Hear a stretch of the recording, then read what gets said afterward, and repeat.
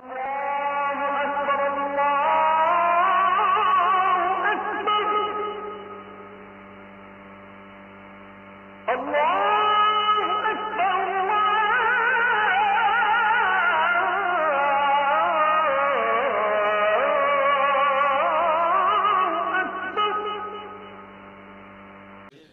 খালেদা জিয়া সাহেব চলে গেলেন, উনি চলে গেলেন, প্রেসিডেন্ট জিয়ার সহধর্মিনী। তো আচ্ছা, কেন মন থেকে দোয়া আসে? উনি কি আমারে কিছু টাকা দিয়েছিলেন? হ্যাঁ, উনি টাকা দেন নাই, কিন্তু এমন একটা মনোমুগ্ধকর জীবন চরিত উপহার দিয়ে গেছেন, যেটা প্রতিটি বাংলাদেশি মুসলমানের জন্য আদর্শ। ঠিক না বেঠিক? সেটা কি? এই বাংলাদেশ 350 বছর থেকে আমরা যেই জিনিসটার অভাবে ভুক্তভোগী আজ পর্যন্ত, আমাদের স্বাধীনতা, দেশপ্রেম, ঠিক না? আমাদের এই মানচিত্রের সার্বভৌমত্ব, স্বাধীনতা, জাস্টিস, উন্নয়ন, এই জিনিসগুলি, ঠিক না? আমাদের অধিকাংশ নেতারাই আমাদের দেশকে ভালোবাসে না এই মন থেকে, তাদের কর্ম থেকে আমরা বুঝছি। কিন্তু প্রেসিডেন্ট জিয়া আর খালেদা জিয়া, এই দুইটা মানুষ, খালেদা জিয়ার কথা তো আপনারা জানেনই, সে একমাত্র এই বাংলাদেশের প্রতি তার আপোষহীন ভালোবাসার কারণে সে জেলখানায় গেছে, ঠিক না? এটা তার যে অন্তরের ভালোবাসা ছিল আমাদের জন্য, এই জাতির জন্য, এই মানচিত্রের জন্য। আমরা দোয়া করি আল্লাহ তাআলা খালেদা জিয়াকে জান্নাতে স্থান করে দেন,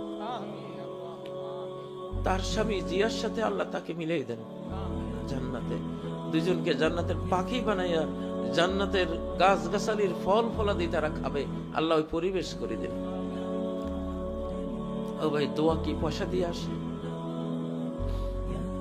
মানুষ বললে ভিতরের আলোটা বেরিয়ে যায়, ভেতরের যে তার আবেগটা ছিল, তার ভেতরের যে মূল্যবান রত্নটা ছিল, এটা ছড়াই পড়ে। ওটা জীবদ্দশা ছড়ায় না, মরণের পরে ওটা ছড়ায়। ওই যে ওসমান হাদি মূল্য কি ছিল তার পরাণে, ছড়াই গেছে এটা বাইরে। মানুষ চুম্বকের মতো তার ওই জ্যোতির্ময়, তার আকর্ষণে মানুষ তার জন্য দোয়া করছে, ঠিক না? আরো এক নেতৃত্ব বাংলাদেশে গেছে না? যাক, কারো দুর্নাম করতে চাই না, কিন্তু খালেদা যে গেলেন, এটা সবাই চোখের কন্যা দিয়া কিছু পানি জড়িয়ে গেলেন। অবশ্যই আমরা জিয়ার জন্য অনেক কান্না করেছি। প্রেসিডেন্ট জিয়া যখন মারা যান, দিনের পর দিন জিয়ার জন্য দোয়া করেছি, সূরা ইখলাস পড়ে, সূরা ফালাক পড়ে, নাস পড়ে।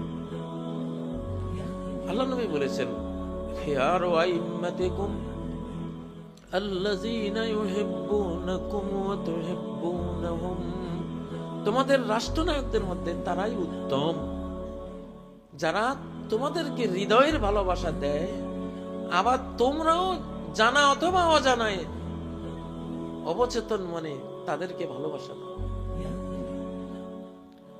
জাতি যেই নেতাকে ভালোবাসে সেটা উত্তম নেতা, শ্রেষ্ঠতম নেতা, ঠিক নয় কি? আবার যেই নেতা জাতিকে ভালোবাসে সে উত্তম নেতা।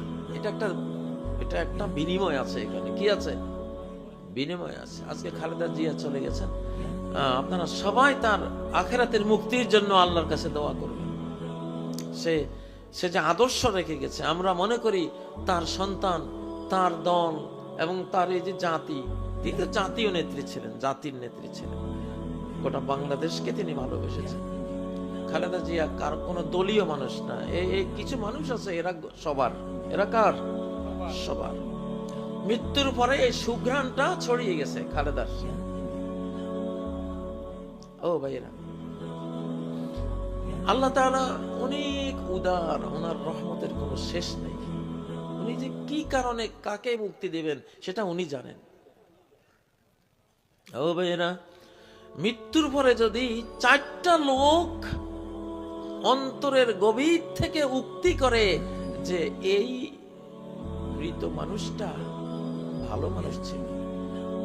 আল্লাহ নবী বলছেন ওয়াজাবাত, তার জন্য জান্নাত ফরজ হয়ে গেছে আল্লাহর উপর। আনতুম শুহাদাউল্লাহি ফিল আরদ, তোমরাই জমিনে আল্লাহর সাক্ষী, তোমরাই জমিনে আল্লাহর সাক্ষী। এখানে এখানে এটা প্রশ্ন করার সুযোগ নাই যে খালেদা জিয়া ইসলামের জন্য কি কি করেছেন, কি কি করেন নাই। ভাই গত 1 শতাব্দী গেছে মুসলমানদের পতনের শতাব্দী, ঠিক না?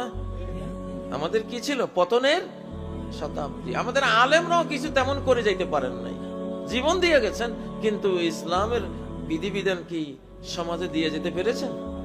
পারেন নাই। আকাঙ্ক্ষা ছিল, পারেন নাই, মরে গেছে।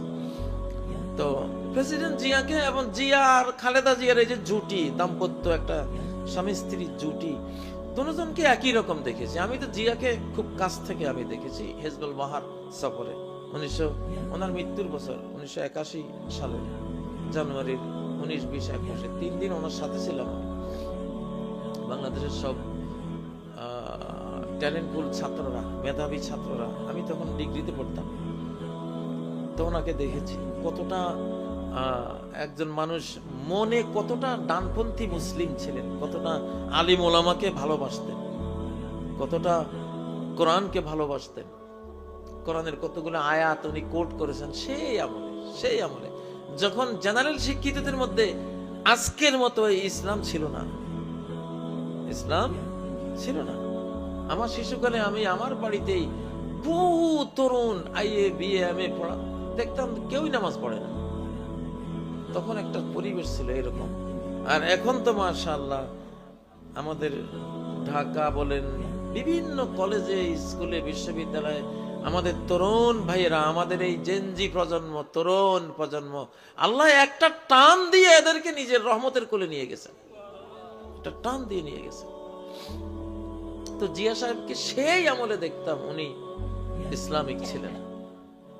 আমি এই দেশে ইসলামিক রাজনীতি বন্ধ হওয়ার পরে এটাকে আবার পারমিশন সরকারিভাবে, রাষ্ট্রীয়ভাবে প্রেসিডেন্ট জিয়া দিয়েছেন। এই কৃতিত্ব ওনার। আজকে আলেমরা একজোট হয়ে রাজনীতি করছেন, এটা সূচনাটা তো জিয়াই করে গেছে। মান সান্না সুন্নাতান হাসানাতান ফিল ইসলাম, মুসলিম অবস্থায় কেউ যদি একটা সুন্দর নিয়ম রেখে যায়, ফালাহু আজরুহা ওয়া আজরু মান আমিলা বিহা, সেটা সওয়াব পাবে। কিয়ামত পর্যন্ত যত মানুষ আমল করবে তাদের সওয়াবও সে পাবে। দুনিয়াতে ভালো নেতারা চলে গেছে, ভালো ভালো নিয়ম রেখে গেছে, আর খারাপ জালিমরা গেছে, খারাপ খারাপ নিয়ম রেখে গেছে, ঠিক না?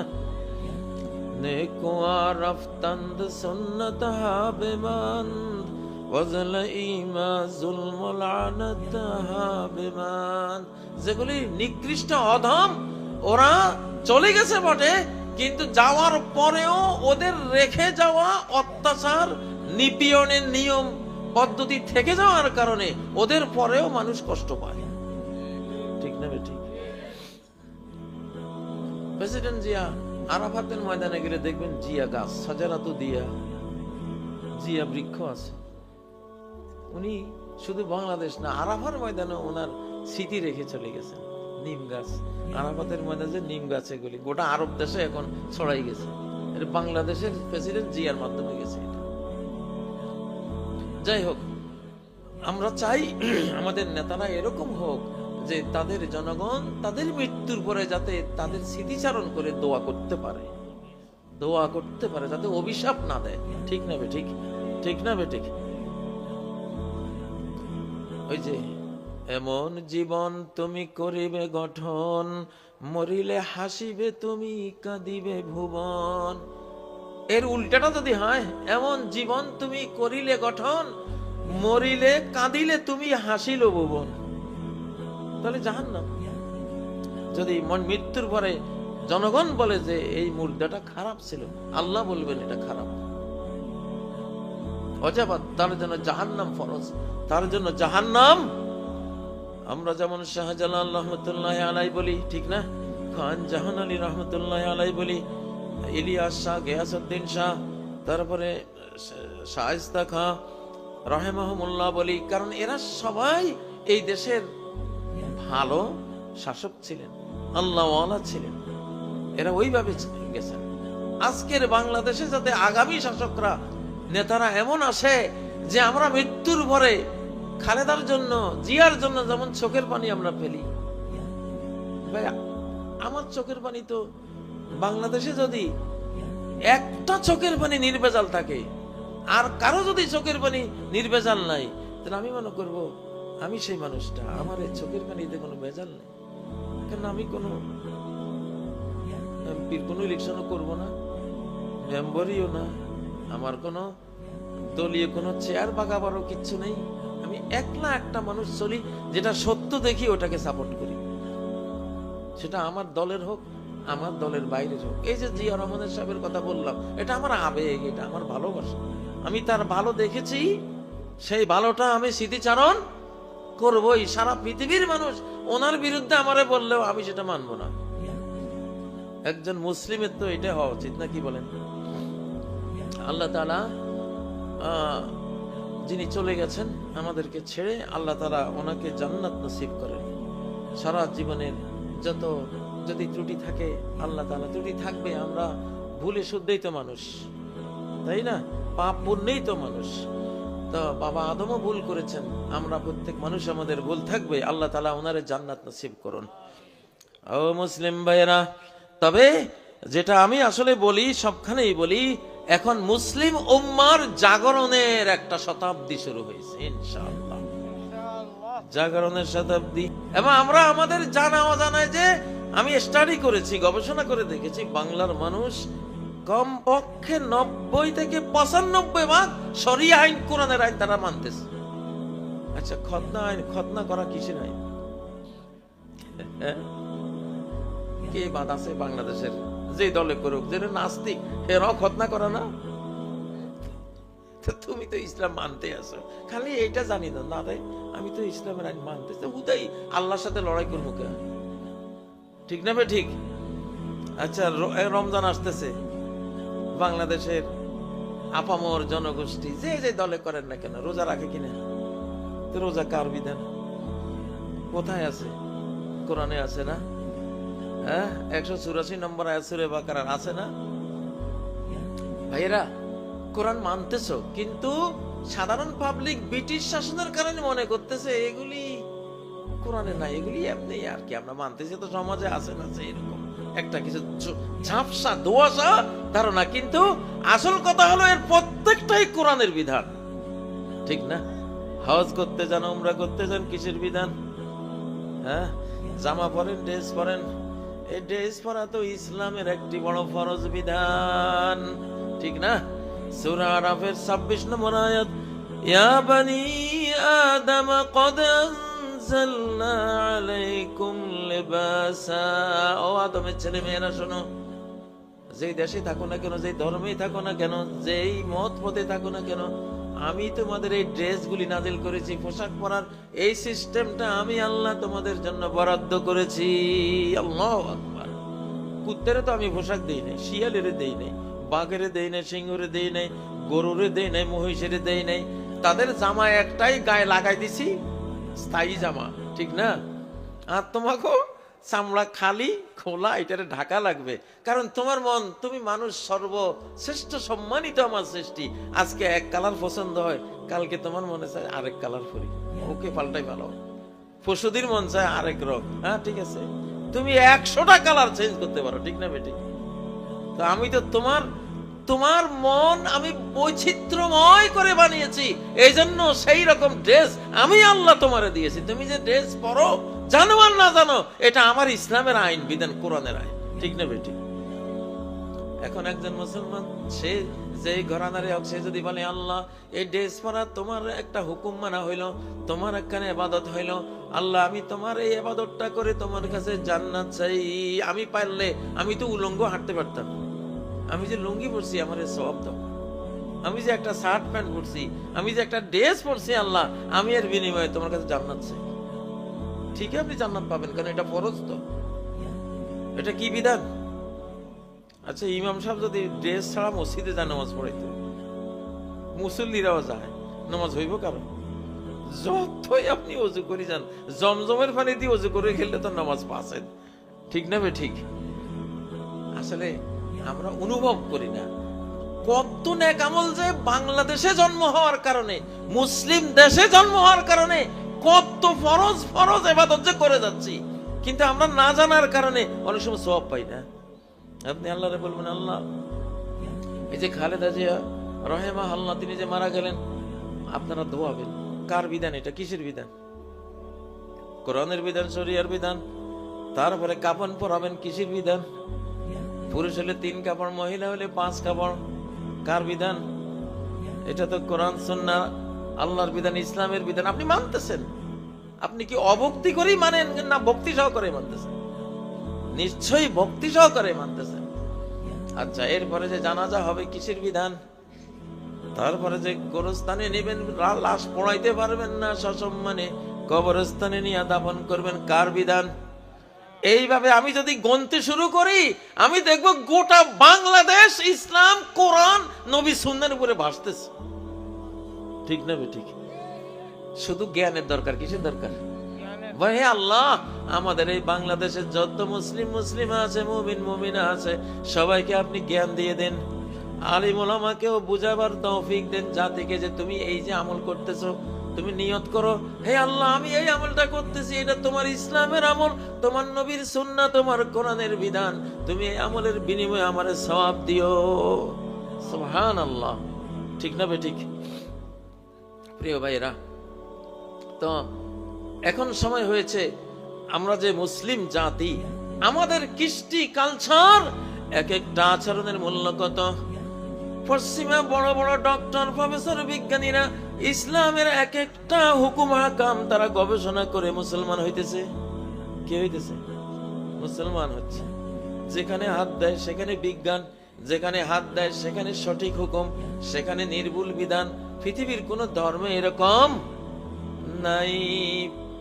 একজন মুসলিমা পেশেন্ট মহিলা তার শিশুকে নিয়ে গেলেন, হার্টের রোগী শিশু। তো হার্টের যে ডাক্তার ওই মহিলাকে বললেন, ও মহিলা, আপনার এই শিশুকে আপনি যখন ঘুম পাড়াবেন তখন ডান কাত করে ঘুম পাড়াবেন। কোন কাতে? ডান কাতে। তখন ওই মহিলা বলল, দেখেন ডাক্তার সাহেব, ডান কাতে ঘুম পাড়াবার কথা আপনার বলা লাগবে না, আমাদের ধর্মের মধ্যে এটা আমরা শিখেছি, আমরা ঘুমাইলে ডান কাতে ঘুমাই। আল্লাহু আকবার। ডাক্তার বলল, তোমার ধর্মের নাম কি? বললো, আমার ধর্মের নাম তো ইসলাম। তাই নাকি? তোমার ধর্মে ডান কাতে ঘুমাবার বিধান আছে? ডাক্তার চিন্তা করতেছে, এইটা তো মাত্র জ্ঞান বিজ্ঞানের যুগে মেডিকেল সায়েন্স আবিষ্কার করেছে যে ডান কাতে ঘুমাইলে হার্টের উপকার হয়, হার্টের উপকার হয়। তো বললো, তোমার ধর্মের বয়স কত? আমার ধর্মের বয়স তো 1450 বছর। সর্বনাশ, তোমার ধর্মে এই আধুনিক গবেষণার এই ফলটা ধর্মের মধ্যে কেমনে, কোথায় আছে বলো তো? বলে, এটা তো বুখারীতে আছে। তুমি যখন ঘুমাতে যাবা তখন তুমি ডান কাত হয়ে তুমি ঘুমাই পড়বা। সুবহানাল্লাহ। আমাদের হৃৎপিণ্ডটা বাম পাশে না? ডান কাত হয়ে ঘুমাইলে হৃৎপিণ্ডের উপরে কিছু নাই, কোনো চাপ নাই, এজন্য রিল্যাক্স থাকে, হার্ট উপকার হয়, শক্তিশালী থাকে। আর বাম কাত হয়ে শুলে হার্টের উপরে ফুসফুস যা আছে সব চাপা দেয় তারে, ঠিক না? তখন হার্টের উপরে প্রেসার যায়। ওই ডাক্তার ওই একটা হাদিস যেটা আমরা, আমাদের কাছে কোনো মূল্য নাই, আমরা শুনি বাস, এই কান্দি শুনি, ওই কান্দি যায়। ওই ডাক্তার, এত বড় ডাক্তার, বিজ্ঞানী ডাক্তার, ওই একটি হাদিসের কারণে ইসলাম কবুল করলেন। সুবহানাল্লাহ। যে এত নির্ভুল একটা বিধান 1450 বছর আগে যিনি দিয়েছেন, এটা তো ওই যুগে তো কেউ এটা বুঝার মতো কোনো জ্ঞান বিজ্ঞান আবিষ্কার হয় নাই। তাহলে তিনি কার কাছে জানলেন? নিশ্চয় এটা আমার আল্লাহর কাছে জেনে তিনি এটা বলেছেন, ঠিক নয় কি? আল্লাহ তারে না জানাইলে এটা তিনি জানতে পারতেন না, সাথে সাথে উনি ইসলাম কবুল করলেন।